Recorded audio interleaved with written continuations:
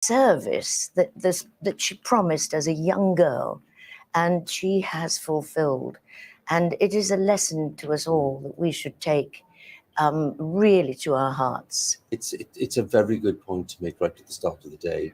And I'm just wondering what your insight is really into the fact that, given that we live in a world which is very polarized and divided, and we suddenly have an episode where we have people coming together who may, in other circumstances, not be on the same side, all of them wanting to come together to show sympathy and to show gratitude. Yes, and one of the things that is most, I think, stunning is that in this world where selfies and I am here, and yes, I put my mark on this and it's all about me being involved, there is this pilgrimage that has been going through, paying respects, and there is not a mobile in sight. It is absolutely in the moment. It is there for her, with her, recognizing her, and that moment will be over in a moment. It's gone. And I think the combination of real grief and that it's over, yes, is the fact that today she is gone. Yes. And for 10 days people have been saying, yes, we will do this, yes, remember her. And now that is going to come to an end in one sense. You can no longer pay respects. And her family are having to grieve in public, and I hope they get some comfort from this universal outpouring. Seb, of course, it's not just a matter of some concern, interest, and a desire to be grateful in Britain, because, as you know, given some of your recent work abroad, it's something that's also affected others. I think for me, that has been the most instructive and insightful, because you talked about a world divided. I was actually in Zurich, our last athletics meeting of the year, a big one-day meeting. And I was in a row of athletics family from China, Italy, Spain, Canada, Australia, and a Kenyan delegation. The Kenyan delegation were in tears when this was announced at 7 o'clock. The stadium in the middle of Switzerland became a very somber place. And everybody sat there absorbing the news at the same time. And I sensed, of course, this would be an extraordinary event in the United Kingdom, but it was that moment in Switzerland that gave the clue to just what this impact was going to have globally. I was then in Sao Paulo a few days later for the South American Athletics Championships. Every flag in Sao Paulo at half-mast. Yeah. And federations having a minute's silence before their South American Track and Field Championships. I then went to the west coast of the States, every flag at half-mast, and the same wall-to-wall coverage on every television station. So my absorption of all this has been overseas, and it just makes you realize what an extraordinary and global event in a so-called divided world, because the world has come together around this in a way that I think we shouldn't be surprised, but it's wonderful to see. It's wonderful to see all the same. Do you mind if we pause for a second? We'll come back and we'll continue the conversation, because the opportunity to visit Westminster Hall, as I said, the lying in state, ended this morning, nearly 2 hours ago, by which time some people had been queuing up for 24 hours, despite the rather sharp fall in temperature overnight.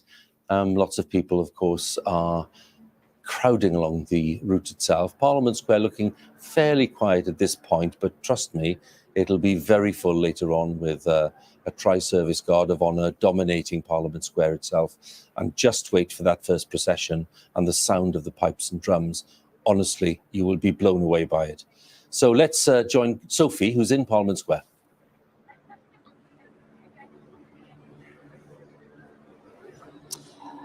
Yes, well, we have watched hundreds of thousands of people pour through these gates as they left Westminster Hall over the past few days. The gates are now closed, and Parliament Square is empty. No public are being allowed in here today, but instead you can see thousands of people along the streets here, right down Whitehall as far as the eye can see. One woman's been camped out since Friday afternoon, others just here since last night. No one has had any sleep, like the two people I have with me now, Sarah and Mark, who were, if not the last people, very much the last people Yeah, we were in the queue last night. What was that like? amazing. I think it's the best thing I've ever done in my life. Even having my children, Lily and Luca, I think this tops that. It was just amazing. I'm so pleased we did it. It was a very last minute decision, wasn't it? Absolutely last minute. Looked at the time. We've got childcare, so we just jumped on the train and came up here. And you joined the queue at 9:30 last night. Yeah, we basically didn't come. I'm a childminder and I couldn't find anyone to look after my own children. So I asked my mum. My mum came over last night to stay with us so we could watch the funeral today. And it just came over us and we said, we've got to go. And my mum's like, just go. So thank you, Mum. Thank you, Sylvie. What was it like inside when you went through? Because you were almost the last. You can hear a pin drop. It looked like a photograph. The guards. The guards. It was surreal. It was beautiful. It really was amazing. It just peaceful. Regal. It was the best thing I've ever done. It was amazing. I was watching the live feed and I did see you come through and you shed a tear, didn't you?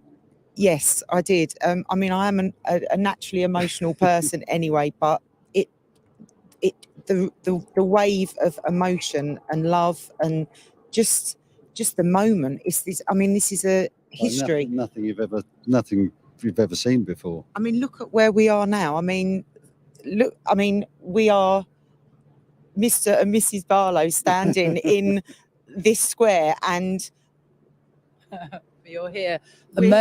You With were you, very Sophie. much a moment of history. Well, thank you very much, and I'm very glad you got through. Thank Yeah, you. so are we. Thank you. Thank Thank you. you. Well, it's so nice, isn't it, to see people, albeit on the day of a state funeral, enjoying the experience and appreciating the fact that they are here. And I think we all sense that. Felicity and Seb are still with me. We were also wanting to touch on really the kind of quirky sense of humour that the Queen had sometimes, if I can put it that way. I'm going to start this time with Seb, if I may, and because you're obviously so associated with 2012, and I remember having to do a bit of commentary over that, the gag on the helicopter, and I still get people asking me whether that actually happened. Did the Queen jump out of a helicopter? And I'm sure you're asked much more than I am, Seb.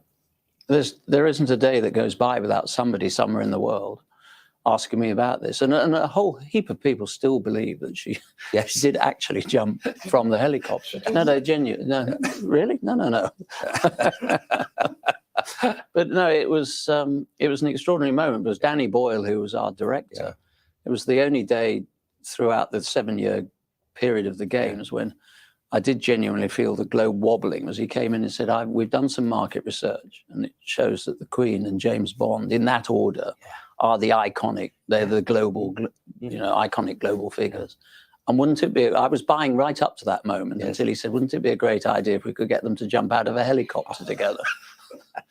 And in fairness, of course, it was Danny that actually got it across the line, the great Republican, who actually turned down a knighthood for his efforts in delivering the opening ceremony, sat with Her Majesty, and there are lots of things that are said about it, but it was Danny that persuaded her. My first role was actually to take the Princess Royal through the creative thoughts, and I remember sort of with these rather hammed up drawings and showing whether the helicopter, and the only question I got at the end of it is, what kind of helicopter?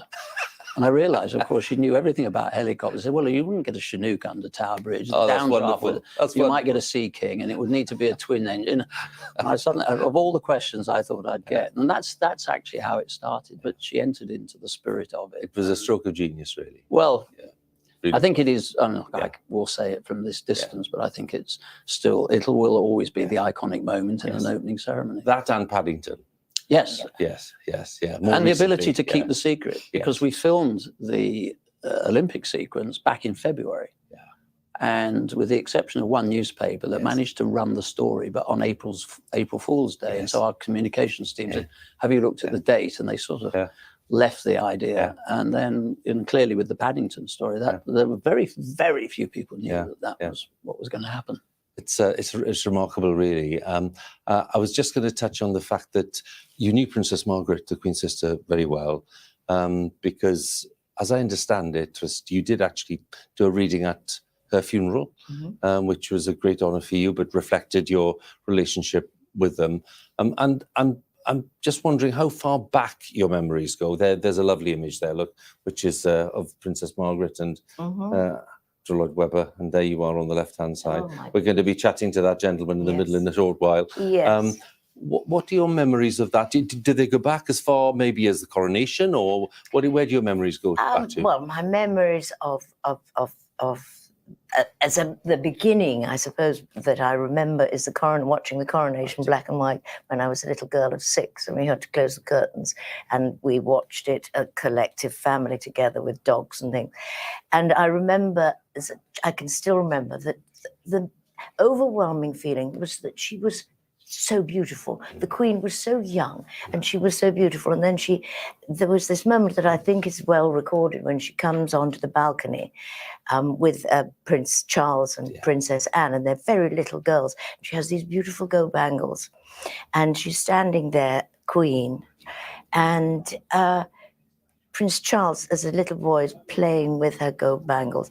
And to this day, it's the most beautiful moment, because that was the beginning of almost a century. And now we have the continuity of King Charles, and it's a very special memory, that. And then I later got to know Princess Margaret. And what struck me when I was privileged enough to see them slightly more privately, not just publicly, was this bond between the family. They are funny and close, and there is a difference between the work, because the work has to be in a certain way, and then there's this naughtiness and this incredible love between them all. And that is something I was very privileged to see.